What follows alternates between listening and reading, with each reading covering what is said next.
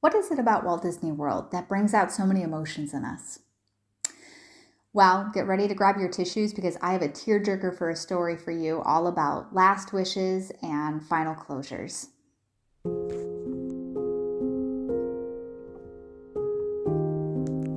This is a story all about my grandparents and their love of Disney. It's also about final wishes and saying goodbye. My grandparents met very young and they were married when my grandma had turned 15.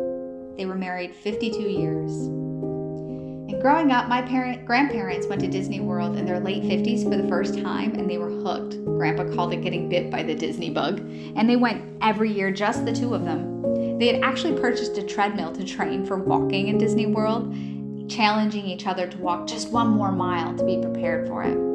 My grandmother loved the whimsy and the magic of Disney, and my grandfather loved the Imagineering and the creativity. They were an adorable, quirky couple, with Grandpa being 6'8" and Grandma being about 5 feet. They would come home and share tales and stories of everything they saw, and of course bring us grandkids goodies.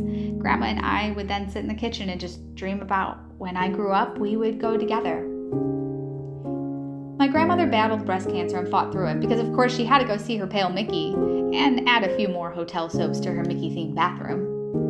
Unfortunately, when her cancer returned, her trips to the castle were put on hold for treatments. A couple of years went by and Grandma and Grandpa were reliving their old memories of Disney after a round of radiation. It was a happy topic during a tough time. She told them how badly she wished she could see Magic Kingdom at Christmas.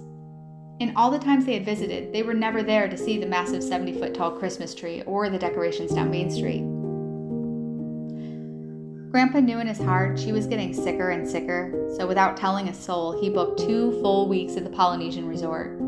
He wanted to be sure that they were there long enough so she could see everything while being able to take breaks and naps and rest days because she tired just so easily. He used over $10,000 of their savings to give Grandma her dream of seeing Disney World at Christmas. The trip was set for the last 2 weeks of December in 2006. Grandpa was surprising his girl, as he called her, with a dream trip. But on December 6, 2006, Grandma went into a coma. She came in and out of consciousness, but the disease had taken its toll. On January 28, 2007, my grandfather lost his bride of 52 years. The dream trip never came to be, and the tickets were thrown away. Grandpa never again walked down Main Street, USA, because he told me he could never do it without his best friend. No one knew about this Christmas trip. Grandpa never told a soul until he told me in the summer of 2021. In our large family, I was perhaps the closest to Grandma, which happens when you're the youngest. And when I was a child, we would bond over the love of all things Disney and the love that is distinctly from a grandparent. And when I started my own family, Disney became a happy place for us too. While on a visit to my hometown in upstate New York in the summer of 2021, Grandpa told me all about this trip that never came to be. He told me the whole story and how much he wished he could have gotten her there at Christmas, how he wished he could have seen that joy. And an idea formed. With the help of my best friend, I took Grandma to Disney at Christmas. I took the only print photo I have of her, that also happened to be her favorite photo of herself, and I cut it down to fit into a small picture frame. I drove 8 hours to Orlando from North Carolina, and my best friend took a last-minute flight from Indiana. We took my grandma's photo all over Magic Kingdom and took pictures of her with the Christmas decor, and had perhaps the most emotional day of my life in the Magic Kingdom.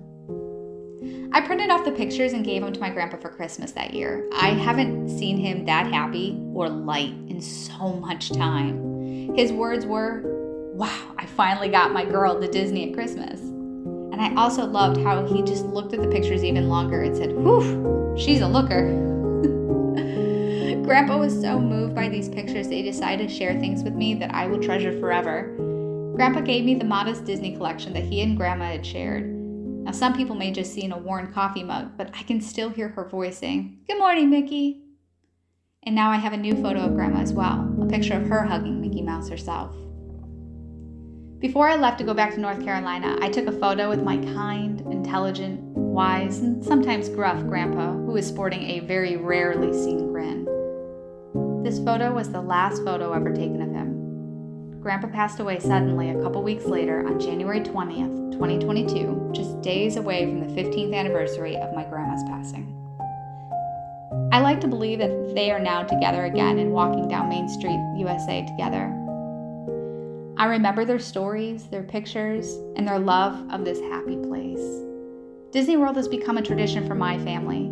I hope now that I'm making memories with my children, that when I leave this earth, the memories will go on long after I'm gone.